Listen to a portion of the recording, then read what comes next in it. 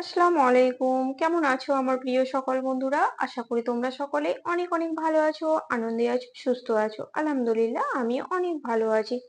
আমার সকল বন্ধুদের জন্য রইল অসংখ্য ধন্যবাদ, অনেক অনেক ভালোবাসা ও শুভকামনা। আজকে আমি তোমাদের সঙ্গে শেয়ার করতে চলেছি একটা অসাধারণ স্বাদের পরোটার রেসিপি, পনির পরোটা। তো দেখো, আমি খুব সহজেই বেলাবেলি ছাড়া, আটা মাখামাখি ছাড়া একদম খুব সহজেই বানিয়ে দেখাবো তোমাদের পনির পরোটা, আর যেটা খেতে কিন্তু অসাধারণ লাগে।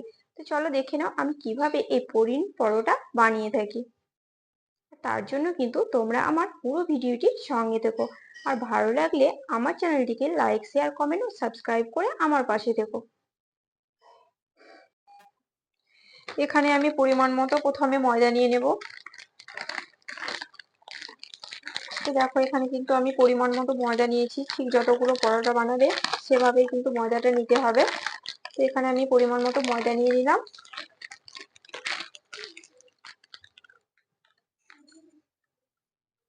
তারপর এখানে আমি দিয়ে দিচ্ছি পেঁয়াজ কুচি।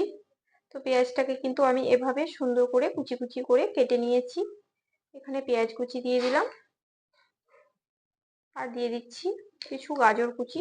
এই যে গাজরটাকে আমি কুচিয়ে নিয়েছি।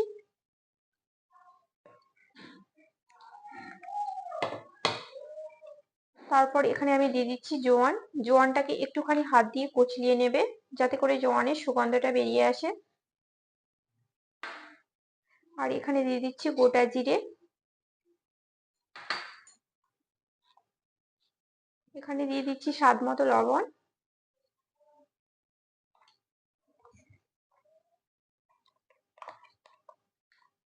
তারপর দিয়ে দিচ্ছি 1 চামচা হলুদ, তাতে করে কালারটা খুব সুন্দর হবে পরোটার। তারপর এখানে দেখো আমি জল অ্যাড করে দেব।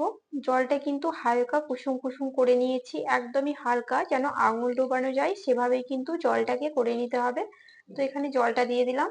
আর জলটা কিন্তু তোমরা সব সময় অল্প অল্প করে দেবে, একবারে দেবে না, নইলে কিন্তু গোলাটা একদমই ঢিলে হয়ে যাবে, তাহলে কিন্তু পরোটাগুলো একদমই ভালো হবে না।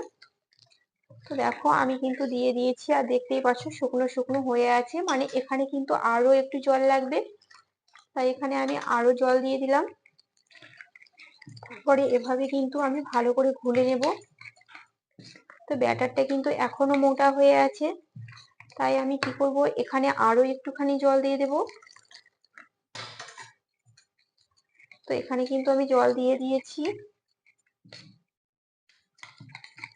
আর দেখতেই পাচ্ছ ব্যাটারটা এবার কিন্তু একটু পাতলা হয়েছে।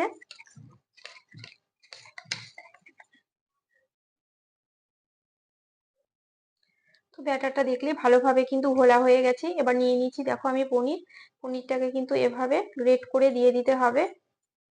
এই যে এভাবে দেখো আমি কি সুন্দর করছি, একদম ছোট ছোট করে। তো এটা কিন্তু আগে দিয়ে দেবে না, নইলে কিন্তু গোলার সঙ্গে যখন ঘুলতে থাকবে তখন কিন্তু এটা একেবারে আটার সঙ্গে মিশে যাবে। তার জন্য দেখো আমি কিন্তু প্রথমে আটাটাকে ঘুলে রেডি করে নিলাম, তারপরে কিন্তু আমি এভাবে পনিরটাকে ঘষে দিচ্ছি।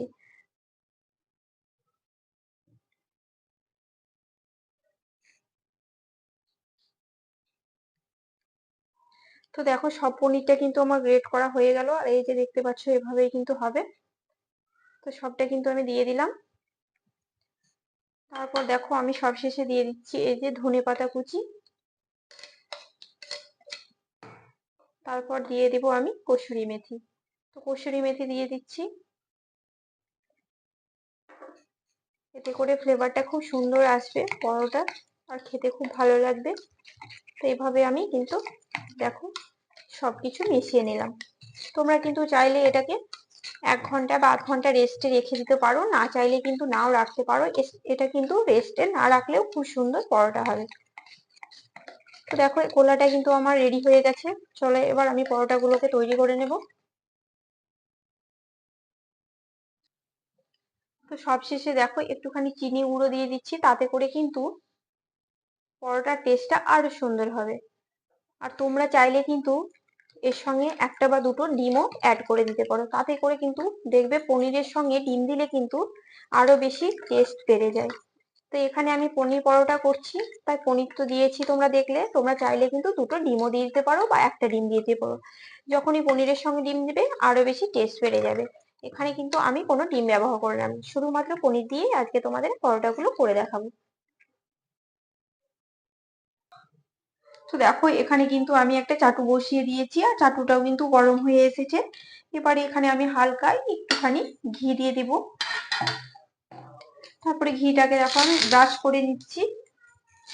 এভাবেই কিন্তু ঘিটাকে ব্রাশ করে নিলাম। এখানে একেবারে অল্প পরিমাণে ঘি লাগবে। তো এখানে আমি সুন্দরভাবে পুরোটাতে কিন্তু চাটু ব্রাশ করে দিয়েছি। এবারে আমি ব্যাটারটাকে দিয়ে দেব। তো এখানে আমি চামচায় করে ব্যাটারটাকে নিয়ে নেব। আর দেখো আমি 1 চামচা করে ব্যাটারটা দিয়ে দিচ্ছি। আর এভাবে কিন্তু চামচের সাহায্যে ঘুরিয়ে নিতে হবে, যাতে করে পরোটাটা একটু পাতলা হয় আর দেখতে সুন্দর হয়। গোল শেপ করে নেবে। এখানে আমি সুন্দরভাবে গোল শেপ করে নিলাম। তো এখানে কিন্তু আমি ঘি দিয়ে এটা বানিয়ে নিলাম, কারণ ঘি দিয়ে বানালে পনির পরোটা খুব ভালো লাগে খেতে। তোমরা চাইলে কিন্তু বাটার বা তেল যা কিছু দিয়ে বানিয়ে নিতে পারো এই পরোটা। তো দেখো গোল কিন্তু হয়ে গেছে। এবারে একটুখানি এটাকে আমি ঢাকা দিয়ে দেবো, তাতে করে পরোটাটা কিন্তু খুব সুন্দর হবে। তো দেখো এটা কিন্তু 1 থেকে 2 মিনিট ঢাকা দেওয়ার পর আমি তুলে দেখে নেবো যে কেমন হয়েছে। তো দেখো মাশাআল্লাহ কি সুন্দর হয়েছে। এই যে পনির গুলো দেখতেই পাচ্ছ সাদা সাদা সাদা হয়ে আছে। অনেকটা পরিমাণে পনির দিয়েছি, কারণ এটা হচ্ছে পনির পরোটা তাই। তো এখানে আমি দেখো ওপরে একটুখানি ঘি দিয়ে দিলাম, আর ঘিটাকে সুন্দর করে ব্রাশ করে দিচ্ছি পুরোটাতে।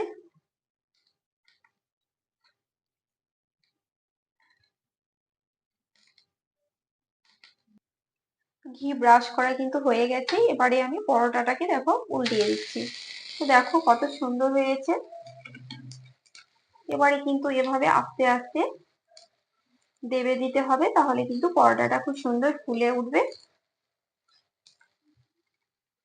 আর এটাকে সবসময় মিডিয়াম ফ্লেমে করার চেষ্টা করবে, একদমই হাই ফ্লেমে করবে না, নইলে কিন্তু পুড়ে যাবে।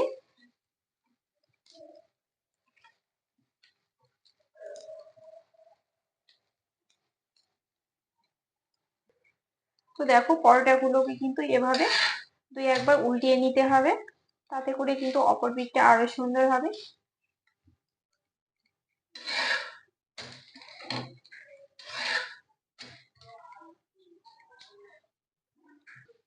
তো দেখো পরোটা কিন্তু আমার রেডি হয়ে গেছে। পরোটাটাকে এবার আমি তুলে নেব।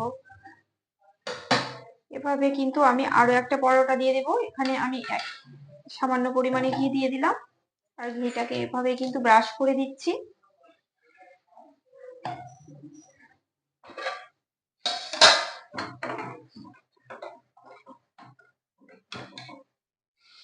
তারপর দেখো আমি আরো 1 চামচা নিয়ে নিচ্ছি, আর এভাবে কিন্তু চামচের সাহায্যে ঘুরিয়ে ঘুরিয়ে দিয়ে দিচ্ছি। হ্যাঁ, আর একটা কথা তোমাদের আমি বলে দিই, তোমরা কিন্তু চাইলে এই পরোটার মধ্যে অবশ্যই কাঁচা লঙ্কা ব্যবহার করতে পারো বা গুঁড়ো লঙ্কা, যারা ঝাল খেতে পছন্দ করো। আমি কিন্তু এখানে কোনো লঙ্কা ব্যবহার করিনি।